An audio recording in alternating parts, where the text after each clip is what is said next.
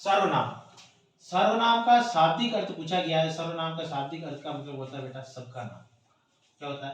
सबका नाम। सबका नाम, ये ध्यान रखना। संज्ञा के स्थान पर प्रयुक्त होने वाले शब्दों को क्या कहते हैं? सर्वनाम। क्या कहते हैं? सर्वनाम। याद जाए, याद है सर, छठी सातवीं आठवीं पढ़ता है तो याद। चलो ये कोई मायने ना रखे। सर्वनाम का भेद कितना? कितने? याद जाए। पहला पुरुषवाचक सर्वनाम। पुरुषवाचक सर्वनाम। पुरुषवाचक सर्वनाम में देखो मैं, हम, तू, तुम, वह, तीनों आते। इस पुरुषवाचक सर्वनाम के भी भेद होते। कितने? पहला दूसरा तीसरा उत्तम पुरुष। उत्तम पुरुष का मतलब होता है मैं जो बोल रहा हूं, मैं, मेरा, मेरी, मुझे, मुझको, ये होता है उत्तम पुरुष। मध्यम पुरुष तू, तुम्हारा, तुझे, तुमको, ये तुम सब क्या हो जाएगा? मध्यम पुरुष। वह, वे, उनको, उसका, उसकी, वे सब अन्य। समझ गए? उत्तम पुरुष, मध्यम पुरुष, अन्य पुरुष। अरे समझ में आ गया? अरे पहले पढ़ गए हो?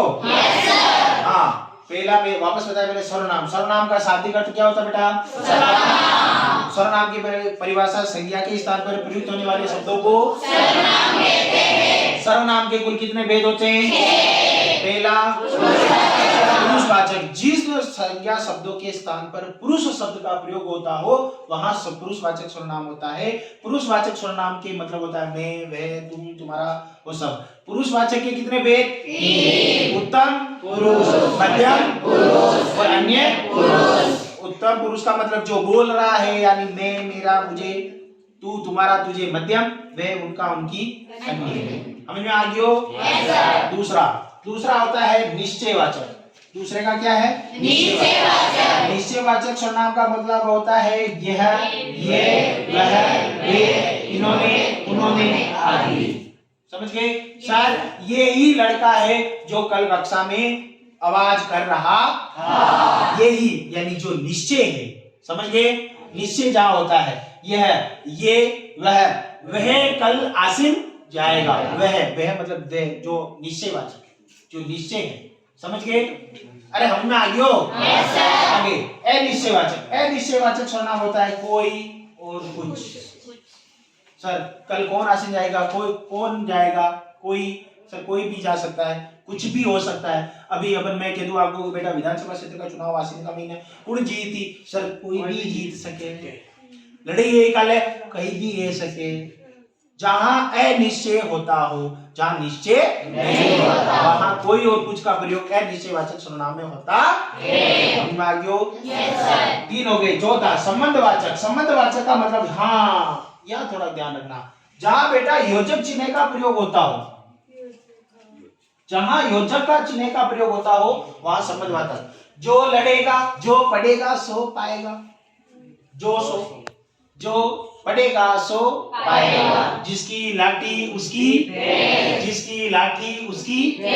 दोनों आ रहे हैं एक ही वाक्य में। समझ रहे हो ना पीछे? जो पढ़ेगा सो पाएगा, जिसकी लाठी उसकी भेंट, जिनके बच्चे उनके खर्चे, जिनके बच्चे उनके खर्चे। हाँ वाक्य में किसी का भी प्रयोग कर सकते हो आप। तो ये जिनके, उनके, जिसको, जिसकी, जिसको, उनकी और जो और सो, ये संबंधवाचक सर्वनाम होते हैं। हमने आगे हटा था। क्लियर? प्रश्नवाचक सबसे सरल यही होता है, क्योंकि सर जिसमें प्रश्न पूछा कहाँ, कौन, क्या आदि, कल कहाँ जाओगे, कल कौन स्कूल आएगा, कल क्या करना है, जहां प्रश्नवाचक का प्रयोग होता है वहां प्रश्नवाचक संबंध सर्वनाम होता है। अब आता है निज। निज का मतलब भी क्या है? खुद, स्वयं। निज का मतलब खुद का, स्वयं का। निजवाचक सर्वनाम जो करता, करता किसे कहते हैं बेटा? जो कार्य स्वयं के लिए, स्वयं के लिए जो कार्य खुद करता है उसे हम कर्ता कहते हैं। जैसे अपने आप, मैं अपने आप स्कूल जाऊंगा। पहले तो छोटे बच्चे होते थे, आप भी छोटे थे, तब आपको आंगले पकड़ के आपने मम्मी हमने एलकेजी यूकेजी में छोड़वाती।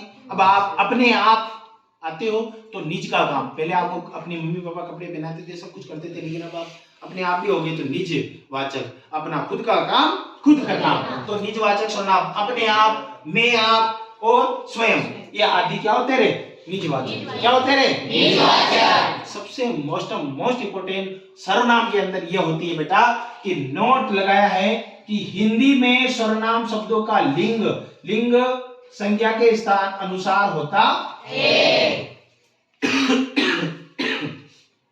एक तो मैंने आपको बताया था लिंग का एक शॉर्ट ट्रिक बताई थी, होता है या होती है, यही है ना? हाँ सर। होती है, होता है या होती है, मैंने आपको बताया था कि लिंग, लेकिन हिंदी में सर्वनाम की कौन करेगा? संज्ञा। ठीक है, देखो मैं कल आसिंद जाऊंगा, कौन सा है? पुरुष है। लिंग कौन सा है? पुरुष। लेकिन मैं कल आसिंद जाऊंगी, कौन सा लिंग? मैं वहां दोनों सर्वनामी है, तो इसका कौन करा है? गई और जाऊंगा, जाऊंगी या जाऊंगा, ये दोनों का कौन करेगा? संज्ञा। जहां संज्ञा के अनुसार सर्वनाम का लिंग पहचान होगा। और होता है, होती है, आता है। जैसे ये पेन है, इस पेन में कौन सा लिंग है? कौन सा लिंग है? पुरुष लिंग होता है, पुल्लिंग। लिंग कितने होते हैं? दो, पुल्लिंग और स्त्रीलिंग। पुल्लिंग और स्त्रीलिंग। जहां कहीं भी शब्द आता हो, जैसे पेड़ होता है या होती है? होता है। तो कौन सा लिंग होगा? पुल्लिंग। कौन सा लिंग होगा? पुल्लिंग। पेन होता है या होती है? होता है। तो इसमें कौन सा लिंग?